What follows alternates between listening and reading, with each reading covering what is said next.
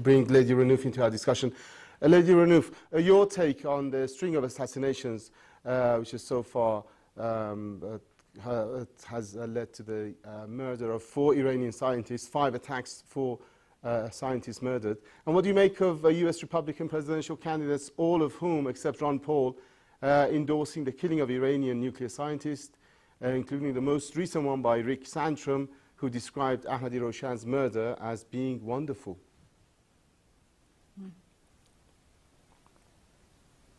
Yes, I think that is absolutely disgraceful, and it just goes to show how very far Jeffersonian America has been thrown away. The Constitution of America, which says no meddling in foreign countries, this has been thrown away now, and each time I wish when the Iranians say down with America, they would say down with Zionist America, to help educate the American public as to what it is that we oppose, and that what they need is up with Jeffersonian America, because America is completely an occupied country, like England is an occupied country. We are Zionist occupied, and the policies are absolutely pro-Zionist. We really must define these things as clearly as possible, and Ron Paul is really the only presidential candidate, and he will soon be removed, just as Pat Buchanan was, because all other presidential candidates in the US and elsewhere in the West simply are pro-Zionist, and there is therefore no democracy in the West, because there is no media which allows us to know else other than the pro-Zionist policy, other than, in fact, Russia Today actually gives us an inkling occasionally. But other than that, they lose their licenses if they want to broadcast, because of the privileged veto over the licensing of television stations and the media in general, and of course the war debt, which has caused all of our countries to have to be subject to the usurious international Zionism. And so we really must attempt to address those two things that the two prophets of Christianity and Islam did try to address. Unfortunately, Christianity is no longer there. It is now Christian Zionism, and that Republican presidential candidate who said it was wonderful that this wonderful scientist was murdered by the Mossad actually is the representative of Christian Zionism. There is no more Christianity in the world. It's now Holocaustianity. Thank you, Lady Renouf. Lady Renouf, the question I'd like to put to you is why the general silence being adopted by international organizations, international bodies such as human rights organizations, in view of these terror acts being carried out in Iran? Wouldn't hell have been broken loose had it been in another country like a Western country or a European country?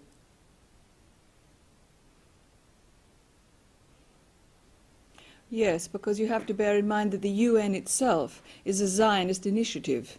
And before that, you had the League of Nations, which was also a Zionist initiative. The UN itself was based on the Nuremberg trials of 1945 and 46.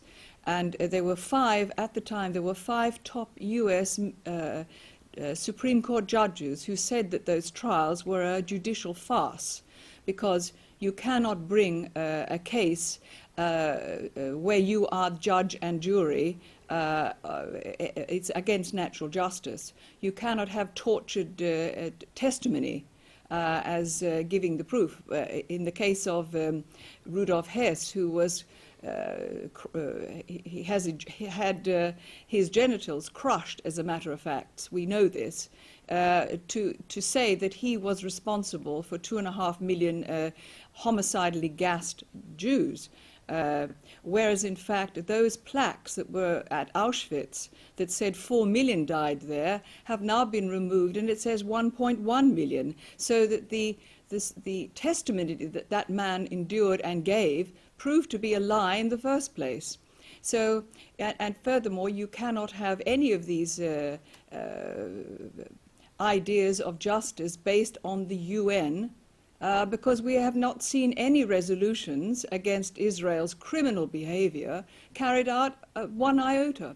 So we are not going to get any of these international organizations which are pro-Zionist to do anything until we have historical truth. We are not going to have international justice. That is why I celebrate Hamas, because they stand at the front line of truth, historical truth and justice for all of us. And the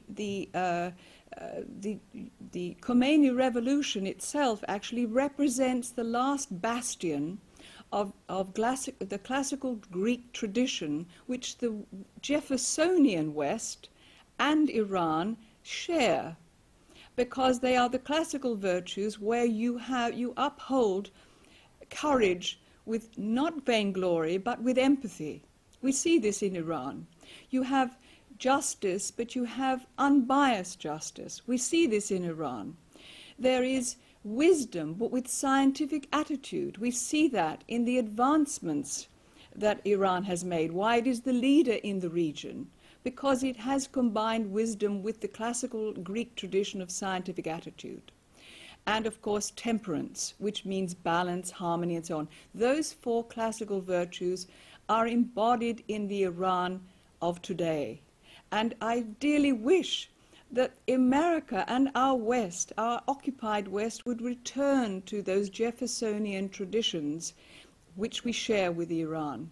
Because until we do, we are simply going to go down more and more evil paths of killing countries, ruining them, taking their sovereignty away under war debt, and all of this usurious behavior, which Iran and Islam can teach us very well about.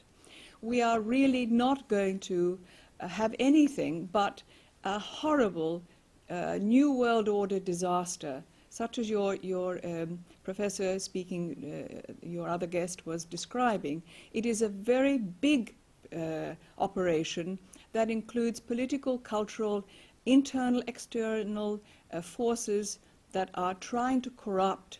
And thank goodness the Twitter revolution did not work. You have two presidential candidates even in Iran who cannot be divided.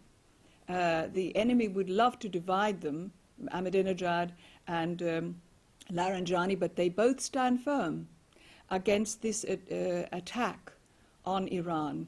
And so you have a wonderful Ayatollah who says that the sanctions are not working against the Iranians, because the Iranians have a steadfast, valiant stance. And it's a wonderful example for the West. If the Americans would restore themselves to act like the Iranians, we would have a wonderful West, and we would have a peaceful world. So I must say there are so many people like me out there grateful to the Iranians, grateful to its revolution, and we wish that we had leaders in the West who would do the same for our countries, to keep the predator out. Your leaders keep the predator out of your country, and this is what we need in all of our countries. Thank you, Lady Renouf. Lady Renouf, what does it tell you as an overseas observer about Iran's strength, its determination in pursuing its scientific path, particularly in the nuclear field, that all Iran's enemies can do to obstruct its scientific progress is to take out a scientist here and there, man?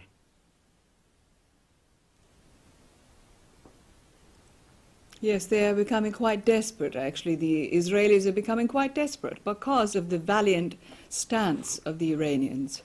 They have survived the Twitter revolution, which was the schmooze revolution. They've survived the Obama schmooze as well, to say, we love the Iranians, providing they don't believe in the Quran. They can be Muslims, but not believe in the Quran. We will like them, if they are Americanized, you see. So it has been a fantastic stance that the Iranians have taken.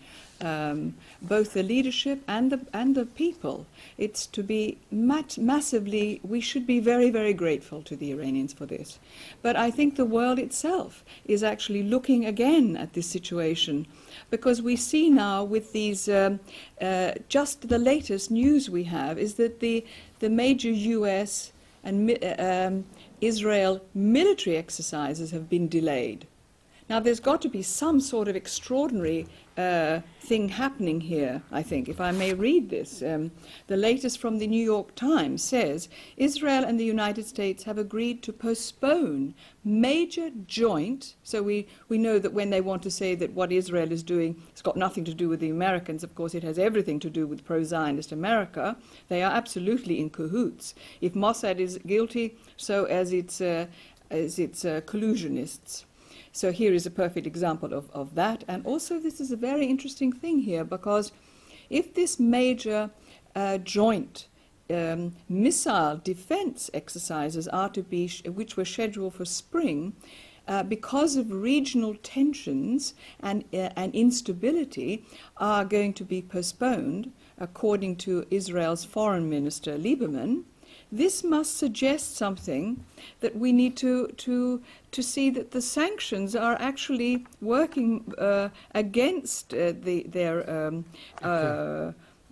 people who are imposing them upon peaceful Iran. Okay, Lady Renouf. Because there is something to be said about this postponement. If in fact, Lady Renouf, we've got 30 seconds left. Lady Renouf, I've just been told we've been given 30 seconds. Your concluding comments, ma'am. Wrap up the program for us. In 30 seconds, please. I think that the sanctions are not working against Iran. The Iranians are very strong, capable people. This is a very good sign that they have delayed this military action between Israel and the US. Stand firm. You need to stand firm for all of us in the world. Iran, we need you. We love you. Thank you.